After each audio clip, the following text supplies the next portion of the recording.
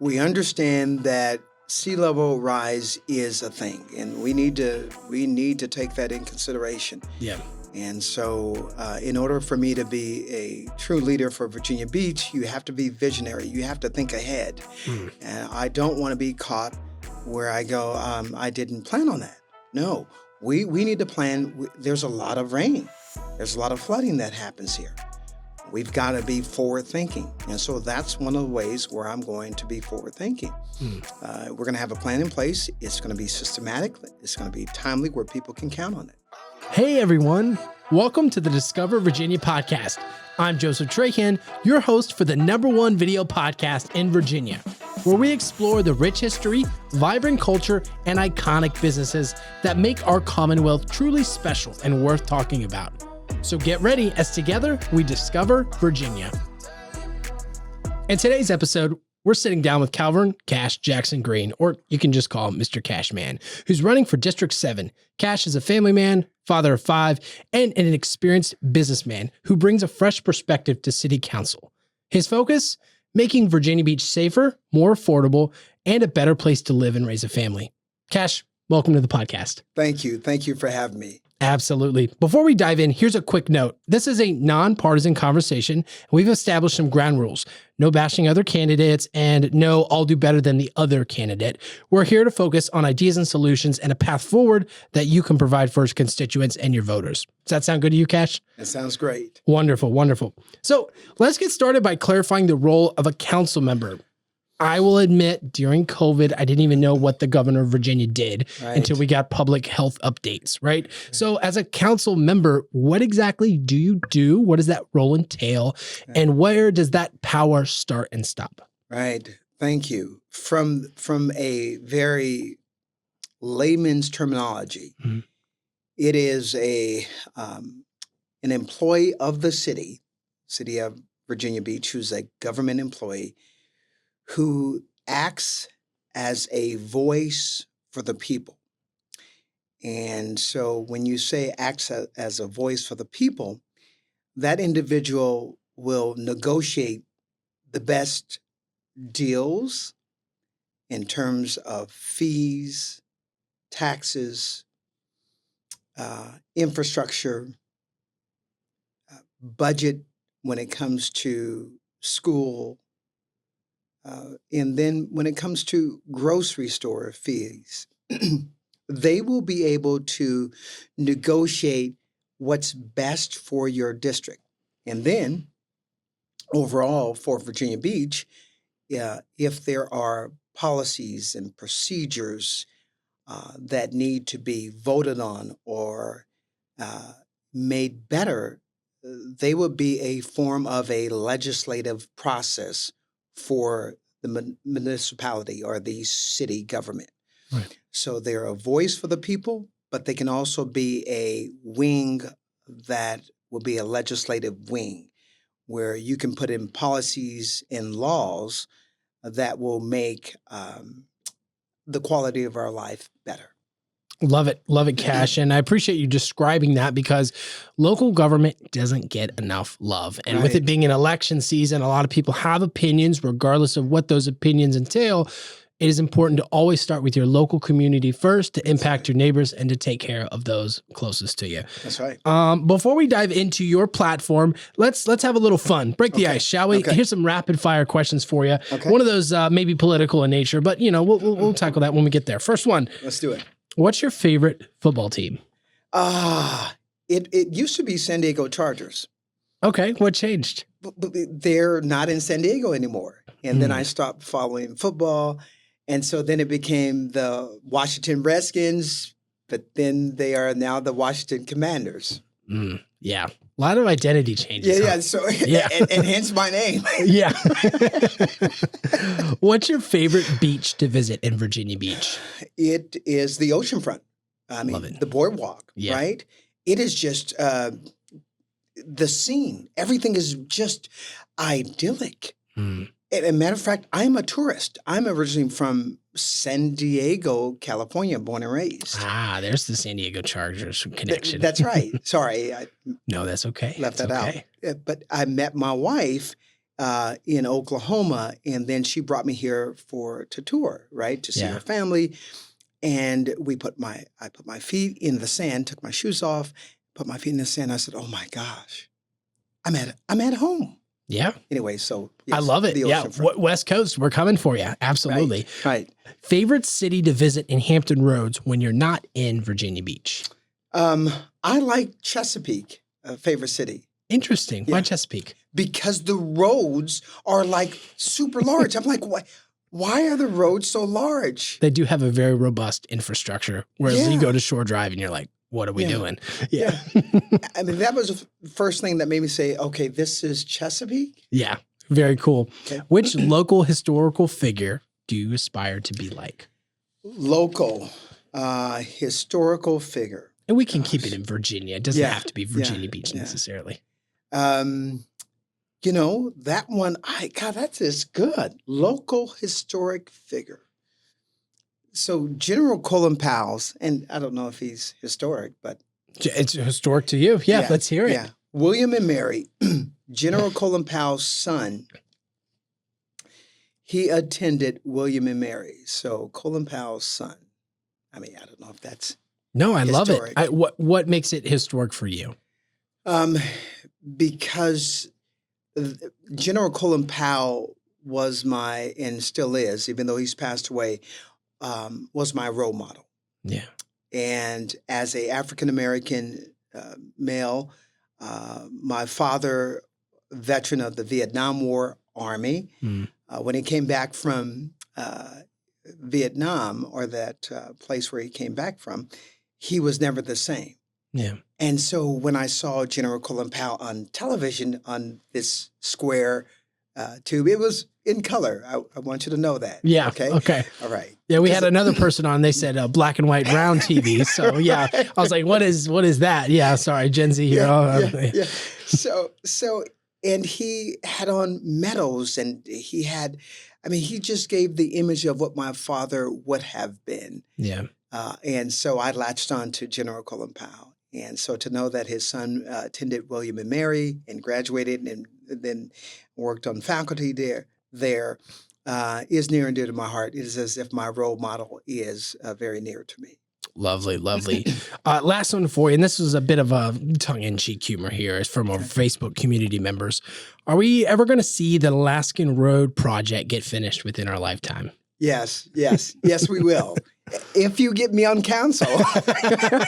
Exactly. I've been hearing some things through the grapevine. It's something that had to do with the last VDOT project or something like that. Right. Yeah. Right. Lovely, lovely. Well, Cash, thank you for entertaining us with those quick rapid fire questions. Yes. On to our top issues today. There are three main issues you've outlined on your website as well as your campaign trail. Right. Obviously, your campaign goes beyond these, but these are going to be the pillars in which we direct our conversation today. Okay. The first is going to be making our communities safer, Right. improving our city's infrastructure, like Right. Chesapeake, right? Yeah. And then making Virginia Beach more affordable. So the following questions will be able to help us address and plan which policies you have in place. So Right. on the subject of public safety, Yeah. which is a key issue for any of our community members and tourists, like where is it safe? Crime has no zip code. What does that mean? Right. What are your ideas for making Virginia Beach a safer place for everyone to live, work, raise their families in, and come to visit? Right. I think you have to start off with what type of leaders are there, right? Yes, we have the police, and that's wonderful to have, and the sheriffs and those who work in law. But what type of community leaders are well known in District 7? And what type of people have been active in our high schools? And so public safety first starts with recognizing community leaders or those who are very active in keeping their communities safe. That's where it begins first and foremost. I believe in the modality of community policing. And so in order to keep my community safe, first I have to recognize and empower those who are mentors, those who have had their lives transformed. Maybe they were not always the angel, and then they had their lives transformed. We need individuals like that to stand up and say, here I am. I went through the school of hard knocks, but now I know what not to do, and I want to be an example for the future generation. Mm. And then lastly is our men and women who are sworn officers, right? If we place everything on the sworn officers, this is why we were kind of in trouble how we are, pointing fingers at the police and making them out to be superhuman. They are just like us. And I've taken a 13-week Citizens Police Academy course to understand the men and women who are just like us. They love life. They have families. They have good days. They have bad days. They're human beings. But when you put too much stress on them as if they are to be above being human, I think that's where the fallacy is at. And that's because we have the wrong leaders in place. And so first and foremost, when it comes to District 7, I'm going to empower community leaders, those who have their lives transformed, and then ultimately community policing, where the police can count on the community leaders, which will reduce crime. I like that. And so, Cash, just to clarify, it sounds like from the community perspective, it sounds like what you're describing is almost like a neighborhood watch, correct? Right. So I'm curious, one, how do you go about empowering local citizens to take part in this effort? But two, on the opposite side, how do you educate and inform those individuals not to profile, whether that's racially motivated or not, or someone who may just have misunderstood a situation? How do you go about that? Yeah. We have District 7 is a diverse district. We have white as being 40%, and my numbers may be off just a little bit, but 40%, and then 30% African American, and then we have around 14% as being Asian or the Philippine community, and then we have the Latin, Hispanic, and then Indian community in District 7. Of course. So when it comes to getting the word across, it's through the churches. One of the things I surveyed about District 7 is on Sundays, people are there relaxing or in church. And so we're grateful to have churches where I can communicate with. And one of the things about me is I'm very good with cultivating relationships. So I utilize a wonderful vehicle that has been around for years, and that is using the churches to communicate effectively of empowering leaders and those who have had their life changed. Let's use already a vehicle that's already in place, which promotes a connection to God and promotes a healthy families, you name it. So I go through that modality. Absolutely. That is a very unique perspective, and also considering a pillar that's already in place in the community and being able to empower those local citizens makes a lot of sense from a strategic standpoint.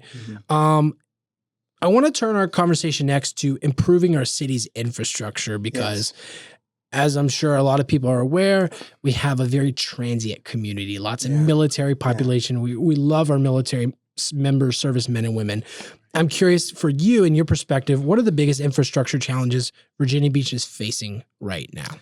And again, we're going to make this very simple for the layman. And I love being in a room with engineers, but then you go, okay, so how do we do that? Explain it to me like I'm 5. Right. Yes, exactly. And I think the first order of business is to keep our drains clear.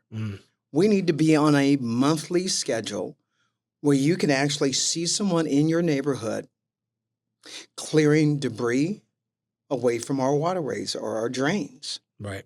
I mean, I don't see that much. And when I do, I see it at a different street, I'm not sure of when that scheduling happens. Sure. But as a neighborhood, if I just moved in, there should be a conversation saying, listen, every third Tuesday, you'll see the vacuum truck keeping our drains clear because we are on like a peninsula, right? And if we are not careful, things will back up and we will experience flooding. It's simple. And that's not being done. Yeah. If it is Absolutely. being done, it is not strategic. It's according to if the trucks are up to speed and maintenance have been kept on the trucks. It's a little bit of planning that we have to be able. I'm a creature of habit. I'm very organized in the sense where I'm grateful that 7-Eleven is open when it's open Right. because you know that it's open, right? So everything else is closed, but 7-Eleven. I think people need to have a set schedule of when their drains are going to be cleaned, and they can depend on it. Sure. So then when issues happen, we won't go, I don't know why it happened. We can say, well, normally here's a procedure in place. Right. That's my first order of business when I get into office, is to make a strategic push so that people understand how things work, and very logically, in a timely fashion, and that's consistent all the time. Sure. And the results of that obviously would help with budgetary That's right. constraints, right? Because you That's know when right. it's happening. Mhm. And also the community would know, hey, third Tuesday, kind of like in Norfolk, what days you can park on the street, which ones you That's can't, right. right? You'll get towed. Don't park your car there. Yeah, absolutely. Yeah. Cash, I want to jump into making Virginia Beach more affordable. Yeah. As a local realtor, I get this question a lot. Yeah. And for our individuals out there who may be in different income brackets, and also our folks who are maybe retiring and on a fixed income, I'm curious for you, how would you define the term affordable housing? Yeah, this is a great question, and I think it's a question in a terminology problem. The term affordable has to be affordable for the developer and the engineer. First and foremost, it's got to be profitable for them. If not, then the correct terminology would be Habitat for Humanity. Right. I mean, that's where everyone has donated their time, talent, and the materials are donated. Then it becomes truly affordable housing. But if the developer is not making a profit and the engineers are not making a profit, or at least seeing some type of, for all their hard work, then it, and the building materials are, inflation is affecting our building materials, then what started out, because it takes sometimes 6 to, a year for things to begin its planning as conception. Right. It may start off on the drawing board, and then there was a certain set of money set aside. Mm-hmm. And then after a year, that inflation has set in. So what started off as being affordable is now not affordable for those who were trying to make it affordable.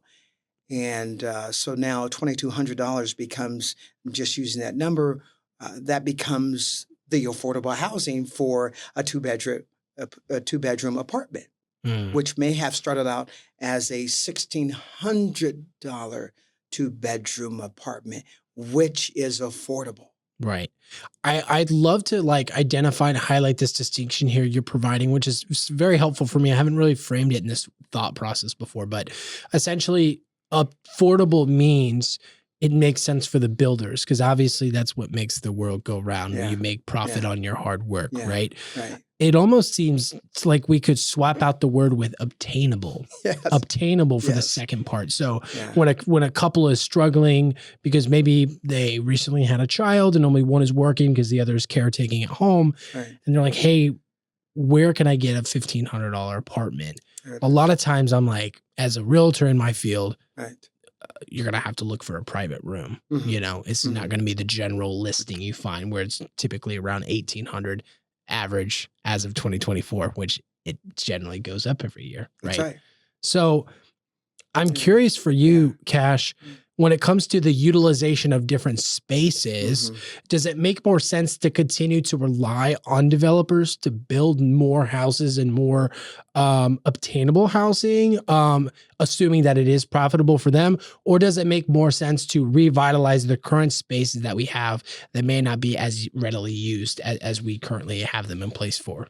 Yes. So my last name is Green, which means that I want to go green, and I want to have smart building. Sure.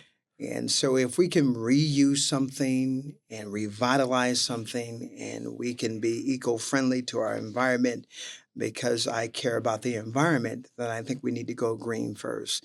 And so I think you do need to build some new structures, but it has to be the right timing for the environment. It has to be the right timing for the community. It has to be the right timing for our budget.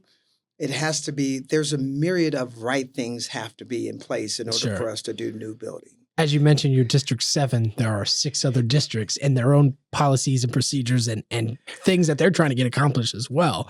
Right. It seems like there's a lot competing for this. Yeah. Although in spite of all of that, it seems like amongst the community, it seems that this is becoming more of a pertinent issue amongst our individuals who are trying to, create a life for themselves and build here. I know recently, Virginia Beach was rated one of the best places to live on the East Coast, and that's correct. Continuing that narrative is of the utmost importance, because what could you want better for your city than someone to say, that's the best place to live? That's right. Right. Hey everyone, Michael here from Behind the Camera. Right now we're taking a quick break to acknowledge and thank our wonderful studio host, Atlantic Bay Mortgage Group. When it comes to getting information and guidance on financing your next home purchase, we recommend talking with Atlantic Bay. They are one of the original lending institutions in our home city of Virginia Beach, and have a long resume of getting the job done well and making your home buying experience more enjoyable. So, if you're looking to experience Virginia full-time, consider checking them out today at www.atlanticbay.com. Disclosure: loan programs may change at any time with or without notice. Information deemed reliable but not guaranteed. All loans subject to income verification, credit approval, and property appraisal. Not a commitment to lend. Atlantic Bay Mortgage Group, LLC, NMLS number 72043, NMLSconsumeraccess.org is an equal housing lender.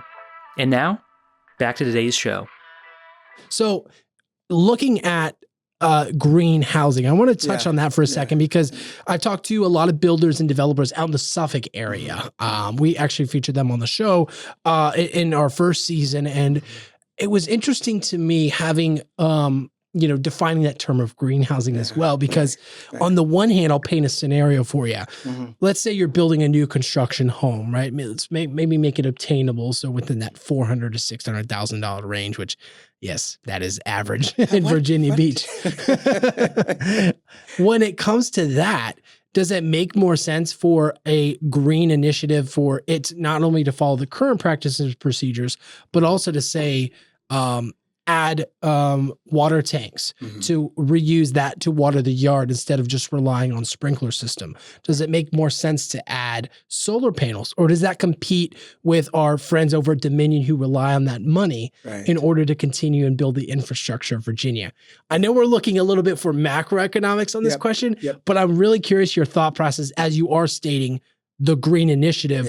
What does that look like as we begin to peel back the layers of complexity outside of your district? I think to get a picture and ideal of the vision that I'm speaking of is our convention center here in Virginia Beach, right? You see the glass everywhere. 2006, we've been having graduations there, high school graduations there. That was built with green vision in mind. It put us as the leaders in the green field of where you have perfect lighting and sun, and you're heating, not generating a lot of coal, right? But you're using the natural resources of the earth, right, to power this very genius building. I think that needs to be something that each city council member that's going to be a new council member understand the history of how that was built. Gotcha. And kind of like a blueprint. Kind of like a blueprint. And from there, I think that's what we want to do to begin to having conversations with our engineers, our developers. And I want to just do a quick disclaimer, because there are some people who, if I say the word developer, and engineers. They go, "Oh my God, I can't believe Yeah. you're." See, I'm from District 7. We welcome developers because we have some apartment buildings that that look like compounds, and Mm. so this is why we've seen crime at a continue to tick up. And it's just like if you are a car salesman like me, if I sell a new car and I put a person in a new car, all of a sudden they dress a little better. The incentive to take care of it. That might go get it cleaned or wash it more, Right, right? They want the new right. car smell to last. I see. Right. Yeah, yeah.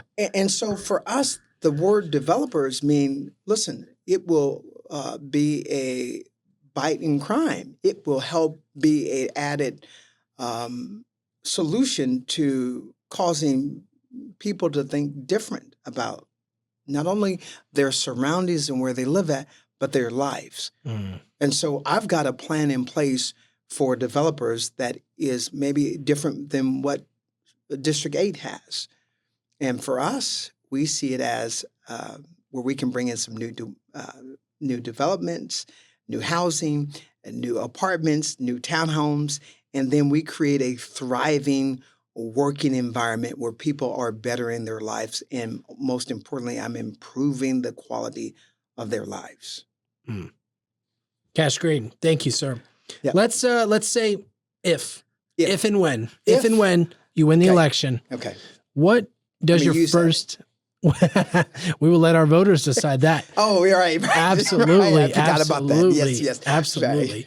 Now, if and when you win the election, what do you say your first 90 days of office looks like? Oh, that's wonderful. And what are the immediate actions that you'll take to address your top priorities that you mentioned? Yeah. Number one, City Council. If you look at City Council right now, they are.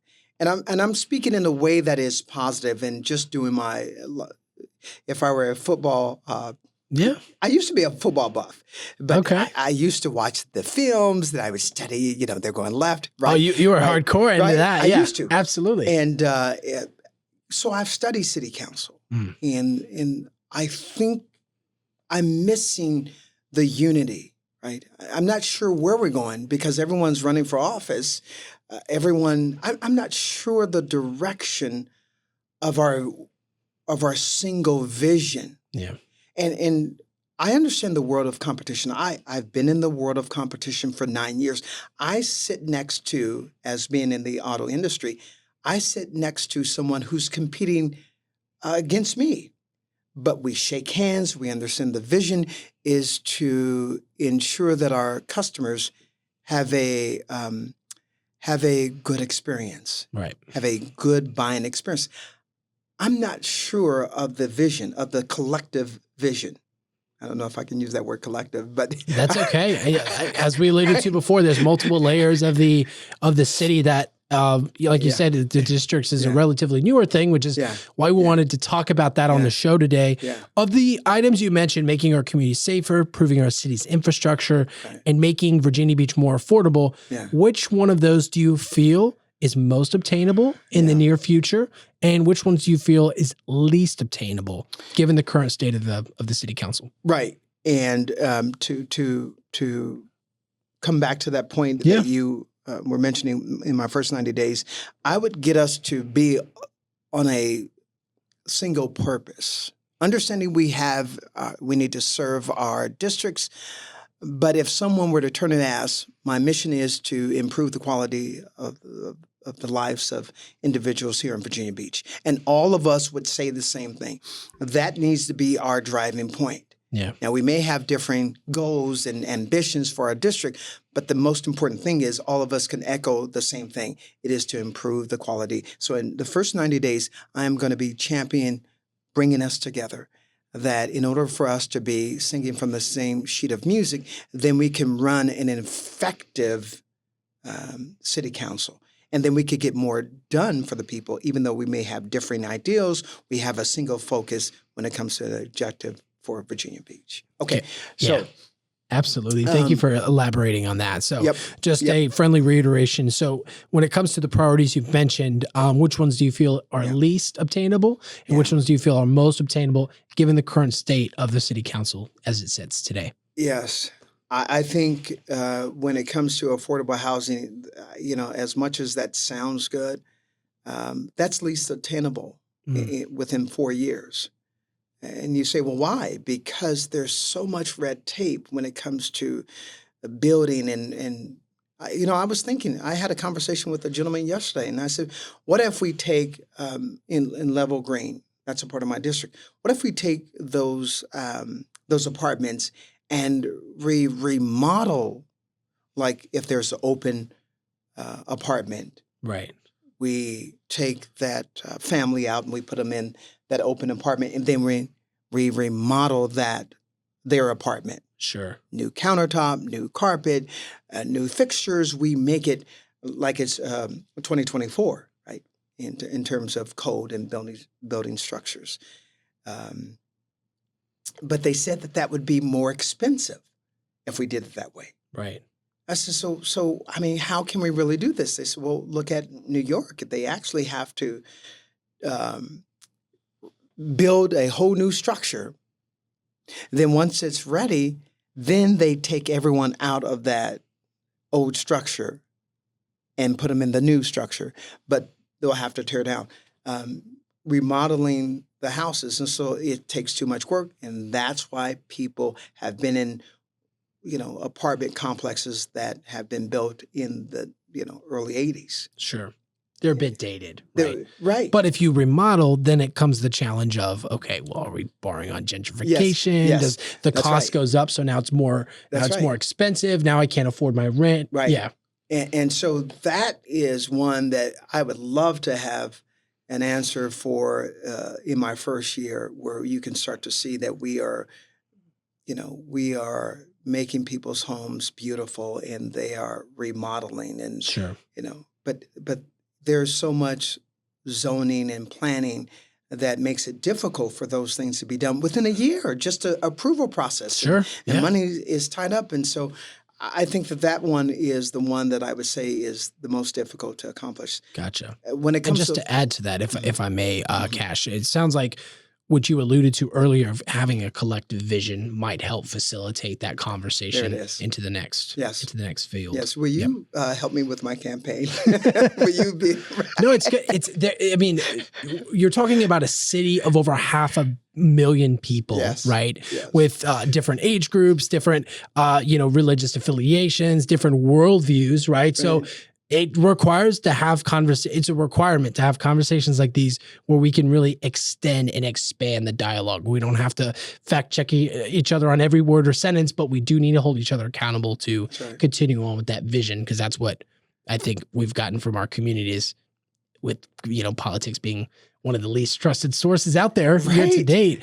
There needs to be more conversations like these, Cash. I've got to say this. So not only am I a car salesman, you said not, trusted. So, but we've changed the industry. My wife said to me, I said, I don't want to be a car salesman. They lie to people, they cheat. And she said, you can change the industry. You don't have to do that. Yeah. You don't have to do that to sell cars successfully, right? And so, I guess she sold me because I was like, you know what?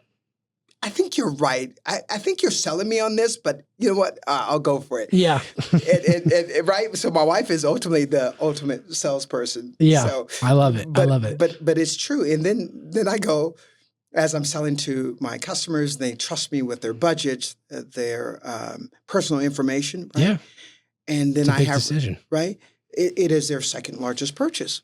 And so I've got repeat customers year after year as their family, their coworkers, they buy from me. So they know that I will work hard for them and they trust me. So then someone says to me, will you run for office? Will you become a politician? I said, why would you say that? I would not know. Why would you say? Yeah. And then my wife, I said, honey, what do you think? She says, car salesmen, lawyers, politicians. She says, you can change the industry. You could. People that advertise ductwork cleaning on Facebook groups. Yeah, it's down there. It's down there towards the bottom for sure. Yeah. But those people are needed within a community, right? Yeah. And they're needed to be held accountable. Yeah. What is most obtainable, Cash? Yeah. What's most Yeah. obtainable? I think maintenance of our drains. Okay. That seems pretty simple. Yes. Schedule, budget, and then get the people in place, pay them a wage, right? That That's right. gets them excited to go to work and It's true. to take care of their city, right? Yeah. We understand that sea level rise is a thing, and we need to take that in consideration. Yeah. And so, in order for me to be a true leader for Virginia Beach, you have to be visionary. You have to think ahead. Mm. And I don't want to be caught where I go, I didn't plan on that. No, we need to plan. There's a lot of rain. There's a lot of flooding that happens here. We've got to be forward thinking. And so that's one of the ways where I'm going to be forward thinking. Mm. We're going to have a plan in place. It's going to be systematic. It's going to be timely where people can count on it. Absolutely. So, Cash, moving our conversation back to our community, we polled our wonderful Facebook groups out there, and we asked them some questions. If you got a chance to interview the next mayor or city council member of your city, what would you ask them? We got some great questions. We got some questions we cannot repeat live here on the recording today, but we did get some ones that I am able to repeat that are super valid. And of course, for those of you who didn't get your question mentioned, go out to the polls and vote so that way your voice can always be heard. Yeah. On the subject of Great. public safety, Yep. this was a big one. Mm. What does the city plan to do to regulate or decrease violence throughout Virginia Beach? Yeah. So I'll preface this because there's this stigma that because we have a tourist city, there's more crime, right? Mhm. That's just a given, Mhm. right? And the second is more tourists and more late night venues means more people out and more opportunities for crime to occur, right? Right. So I'll preface it with that. Right. So what is a city council member like yourself thinking when it comes to these issues and topics of how you can best support your district and those concerns of your constituents? Well, one of the things I learned about Virginia Beach is we are unique. Yes, we are a tourist city, but we're different from San Diego, right? Right. Where I'm born and raised. And so I have that. I have this experience. I'm 51 years old, and I have this experience of being on a coastal place that I was born, and now this is my home, and I'm passionate about Virginia Beach. I love it, and I can keep it from becoming like San Diego has become. So one of the things that separates Virginia Beach different from other localities is our military. Absolutely. We have a wonderful military community here who are self-governing. And so if they see things that we don't see, I mean, this is why Virginia Beach has the lowest crime rate. Is because we have a wonderful... Oh, say that again. Sorry. I don't think anybody heard that. That's why Virginia Beach has the lowest crime rate. Yeah. Because of our military. We have a wonderful military community here. Yeah. That is just, self-governing. Yeah. And when tourists are here, and I think they fall in line. Yes, you have some bad apples, but for the most part, because it's surrounded by such a large military group, I think they follow suit. So when there's a lot of bad apples or characters, that's not the norm. Right. I love that, Cash. And then as we wrap up today's conversation, I want to lead with one of your videos you have on your website where you talk about individuals having pride and ownership, which I think is so important because when you do have the means to take care of yourself and your loved ones, I think you do have more pride in how you present yourself and how you live and work in your community. And one of the ways to equip and enable individuals like that is to have access to higher paying jobs and industries that promote more than just a traditional entry level position, right? Because as we've seen throughout our macroeconomic scale, we're still working on a livable wage or a minimum wage, right? What that looks like. So back to the micro sector, right? As we continue to equip and empower individuals to be their better selves, what do you see Virginia Beach headed in the next 50 years from now? What's your vision for the future of the city? Yeah, we are on track to be the destination capital for tourism. right? When it comes to the hotels, when it comes to we're getting ready for the surf park, right? Yeah. Which is visionary in and of itself. District 7, where I live at, we have more aspiring movie actress and actors. We've got talent when it comes to sports. I think this is going to be the hub for cinema and sports, where there are going to be more talent scouts that are going to come to Virginia Beach. Surfing, Yeah. that's big, Absolutely. right? Huge. And so I think because of the protection of the military, right, the community, and we have wonderful police and fire and EMS, I think they're going to look at Virginia Beach as not only a great destination place, but because of how we are set apart and we're unique, we are the perfect brooding, right? If I can, for natural talent that that the cinemas are looking for, that the sports are looking for, and there's something different that sets us apart. We genuinely care about one another. Yeah. This is why if criminals come here, you'll quickly find that this is not the place for you to remain, because good will win over bad. And when you have these leaders that I've empowered, or we've spread the word through all of City Council, then it's not just going to be the police's job to enforce. If you see something bad, you need to say something. But I think everyone will begin to understand this is a place where, life is happening. Yeah. And people are loving life, but they're living life and they're experiencing the best of life. And then people are getting paid for it.